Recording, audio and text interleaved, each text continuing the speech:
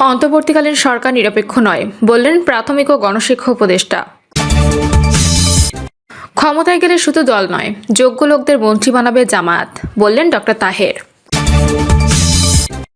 এবং সর্বশেষ জানাবো জবানবন্দিতে হুম্মাম কাদের, যদি মেরে ফেলেন আব্বার সঙ্গে দেখা হবে, ছেড়ে দিলে আম্মার সঙ্গে। দর্শক শুনছিলেন সংবাদ শিরোনাম, এবার জানিয়ে দিব বিস্তারিত সংবাদ।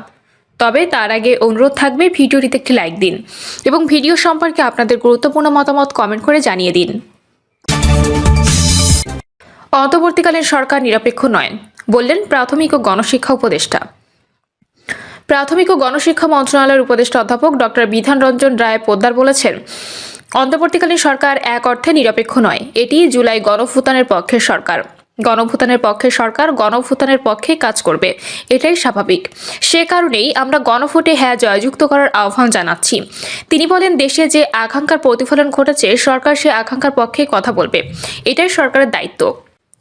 সে অর্থে সরকার পক্ষপাতহীন নয়, বরং এটি পক্ষপাতী। এজন্যই আমরা হ্যাঁ বলছি, তবে এই হ্যাঁ জনতার স্বার্থে। এর মাধ্যমে সমাজে একটি ইতিবাচক পরিবর্তন আসবে, গণতন্ত্র বহাল থাকবে এবং বৈষম্য যেন তীব্র না হয়ে ওঠে, বরং কমে আসে। এই আকাঙ্ক্ষা বাস্তবায়নের লক্ষ্যেই এই আয়োজন। তিনি বলেন, আমাদের সামনে যে গণভোট অনুষ্ঠিত হচ্ছে, তাতে সবাই অংশ নিয়ে পরিবর্তনের পক্ষে ভোট দিন। তাহলেই হয়তো আমরা আমাদের বিদ্যমান সমস্যাগুলো থেকে বেরিয়ে আসতে পারবো এবং এটি বৈষম্যমুক্ত দেশ গড়ে তুলতে সক্ষম হব।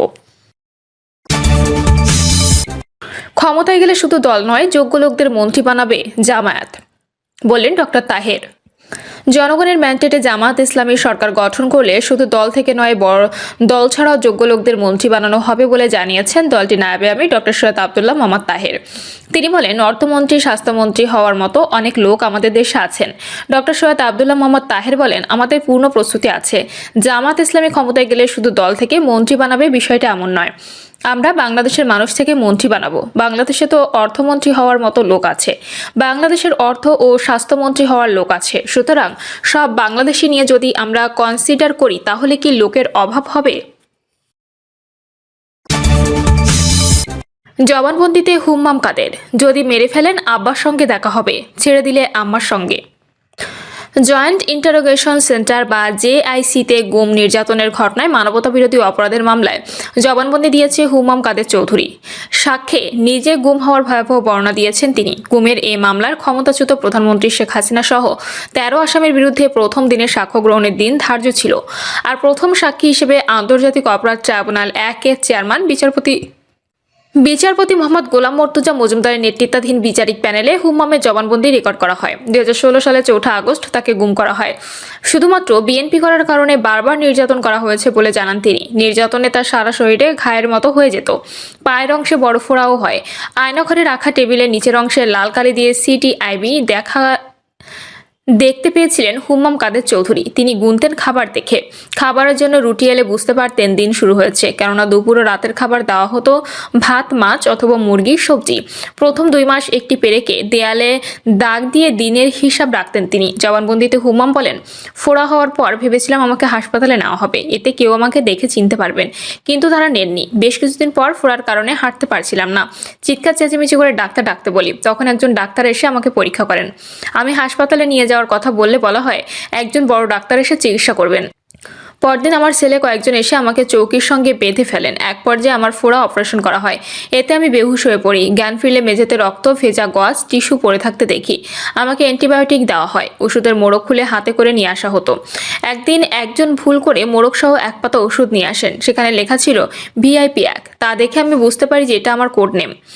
তিনি বলেন, আমাকে মাঝে মধ্যেই নির্যাতন করা হতো। বেশ কিছু সময় তারা আমার সেলে এসে আমার হাতে ইনজেকশন দিত, যার ফলে মনে হতো আমার পুরো শরীরে যেন আগুন ধরে গেছে। বারবার ইনজেকশন দেওয়ার কারণে আমার হাত কালো হয়ে গিয়েছিল।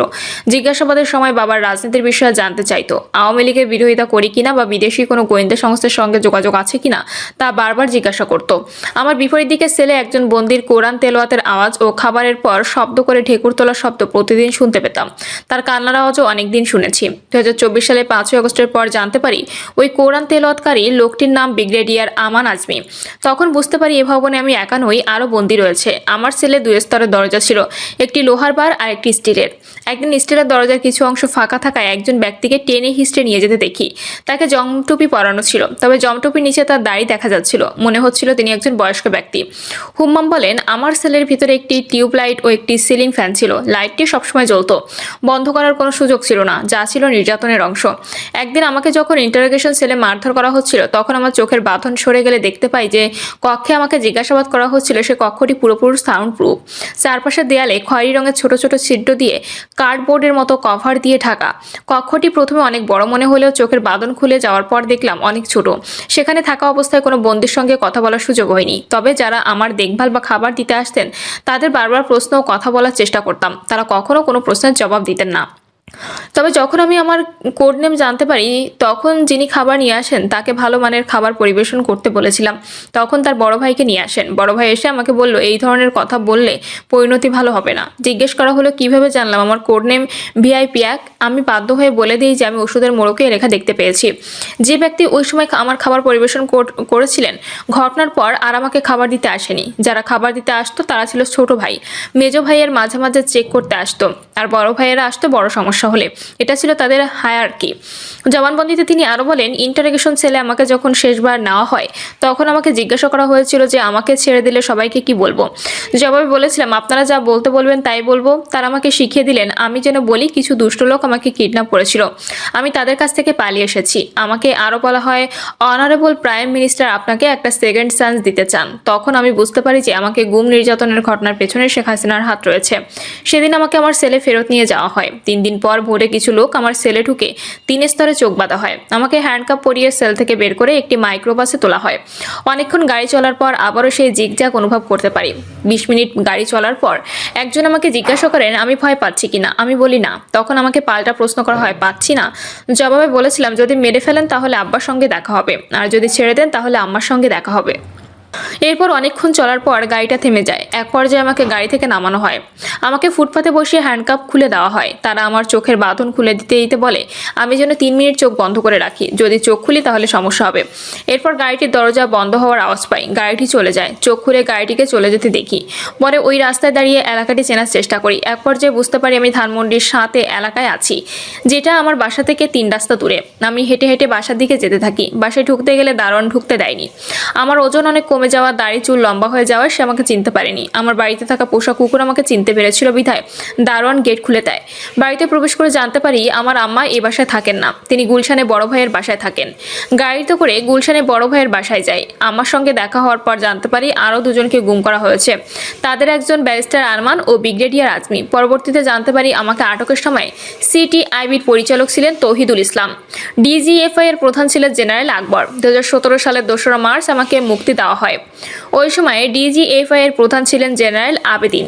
হুমাম বলেন, যারা আমাকে গুম করেছিল, গুমের নির্দেশ দিয়েছিল, আয়নাঘরে আটকে রেখেছিল, নির্যাতন করেছিল, আমি তাদের বিচার চাই। শেখ হাসিনা, জেনারেল আকবর, জেনারেল আবেদিন, ব্রিগেডিয়ার তৌহিদুল ইসলাম ও তাদের সহযোগী যারা হুকুমদাতা ছিল এবং সম্পূর্ণ প্রক্রিয়ায় যারা যারা অংশগ্রহণ করেছিল তাদের সর্বোচ্চ শাস্তি চাই। প্রিয় দর্শক, এই ছিল এখনকার সর্বশেষ সংবাদ। আপডেট সব সংবাদ পেতে চ্যানেলটি সাবস্ক্রাইব করে বেল আইকনটি ক্লিক করে রাখুন।